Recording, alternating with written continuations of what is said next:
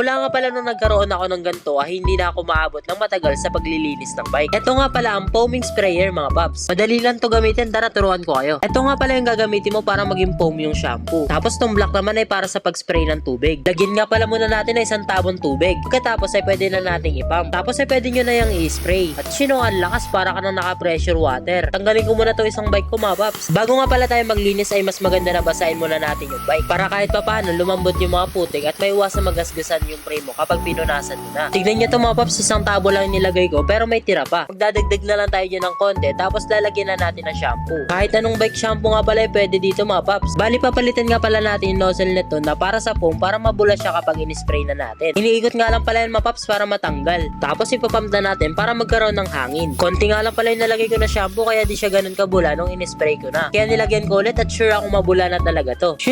Swabe mga paps, ang kapal ng foam niya. O diba sabi sa inyo mas mapapabilis talaga yung paglilinis mo dito. Di mo na rin kailangan abutin yung mga sulok-sulok kasi malalagyan na din yan ng sabon kapag in-sprayan mo. Eh di ka na maiipit, diba? Naiwan kasi yung ganito ko dun sa kainta kaya bumili na lang ulit ako ng bago. Mas nag-enjoy kasi ako maglinis kapag ito yung gamit ko. Tignan nyo, dami pang tira tapos nalagyan na natin yung buong bike. Tapos yan, pwede ka na magpunas-punas ng frame. Tapos maya-maya lang saglit ay pwede ka na magbanlaw. Mabilis na lang din yan kasi babasahin mo na lang yung bike. Tapos yun, tapos ka na mag-bike wash, papatuyuin mo na lang. Kung makakatulong nga pala to sa'yo, ilalagay ko na lang yan sa yellow basket. Ride safe palagi!